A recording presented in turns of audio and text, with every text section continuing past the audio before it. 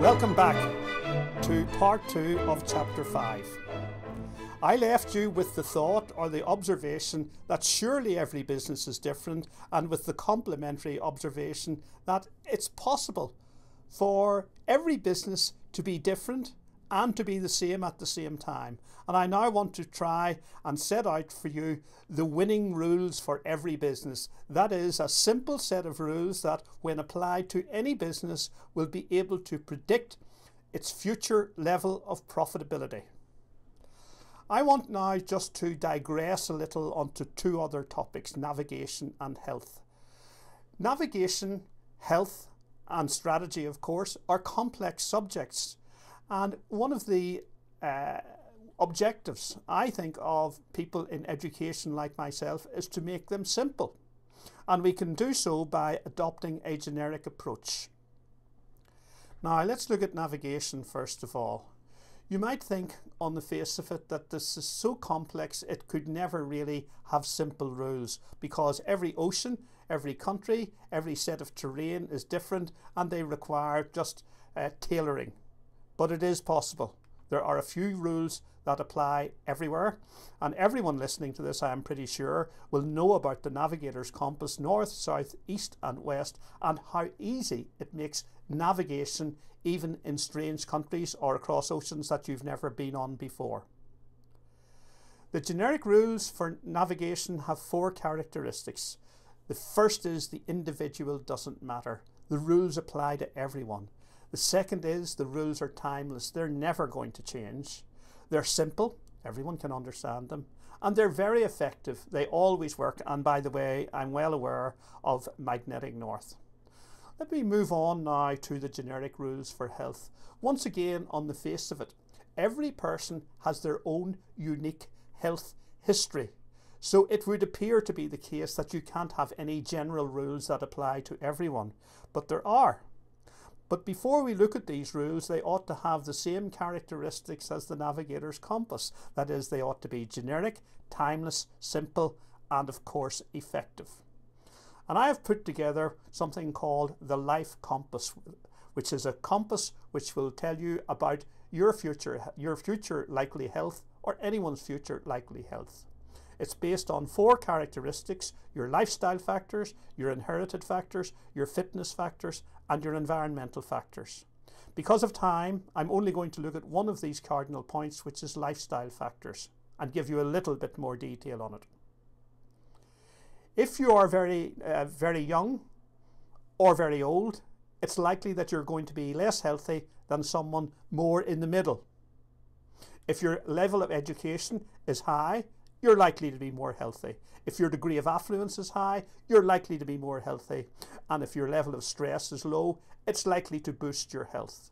So those are 4 characteristics which, when they're good, indicate that that person is likely to have a healthy future. The same sorts of arguments apply to inherited factors, fitness factors, and environmental factors. Now, I want to make an assumption, which is the following. If we think of a lucky individual, he has to be healthy. And if we think of a lucky firm, it has to be profitable. So if we can have generic rules for healthy individuals, surely we can have generic rules for healthy firms. But instead of calling them healthy firms, let's call them profitable firms. Ah, you cry, that's impossible. Every business is different. Oh no, I think there are a few rules that apply to every business. Before we look at these rules, they ought to have these characteristics. They ought to be generic, they ought to be timeless, they ought to be simple, and they ought to be effective.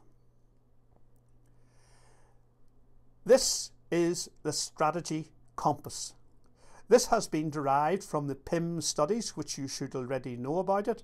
And what it says is that for any firm, if we know about its competitive position, its asset utilization, its leadership, and the markets it addresses, we should be able to make an inference about its likely level of profitability. We can put some more detail on that, And instead of just talking vaguely about competitive position, to measure competitive position. And we can measure it using the following indices, or indicators I should say. If a particular company is number one in terms of its sales, if it's number one in terms of its market share, if it's number one in terms of its relative market share, if it's number one in terms of its relative quality, if it's high in terms of its degree of innovation, and if it has good control through patents over its markets, it's likely to be a very strong competitor, and strong competitors tend to be very profitable. I just want to look at one more cardinal point, which is asset utilization. This is generally the biggest killer of profits in firms. Certainly when I'm looking at any firm, this is the first place that I look at the degree of investment intensity. Investment intensity is the ratio of sales to fixed assets, and the lower that ratio, the better. Fixed versus liquid assets, the lower that ratio, the better. Capacity utilization, the more uptime the firm has, the greater the degree of capacity utilization, the more profitable it's likely to be. The degree of productivity of the people, the degree of productivity of the assets as well, the higher they are, the more profitable the firm is likely to be. And finally, vertical integration. It used to be always a good indicator, but not so good now since the advent of the internet. It really just depends on circumstances. Two other cardinal points there are the quality of the leadership and the quality of the markets addressed. You will need to read that up actually, but it's the same sort of argument that applies. If we take this information and put it out like this and go along to a company and say, you know, really, if you apply this strategy compass to your company, it ought to give you some good insights. They're likely to say, oh, well, that's maybe okay in a classroom situation, but we run a real business here. We don't work that way. But the way they tend to work is to use spreadsheets where you have rows and columns.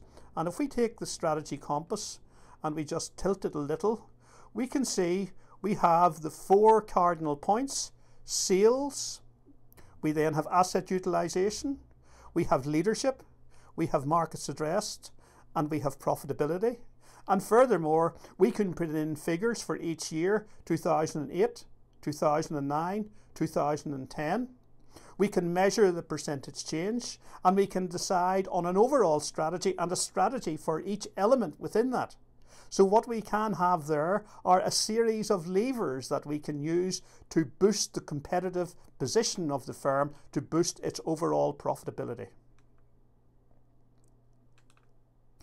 There's the compass is gone, and now it looks, to use a phrase, normal.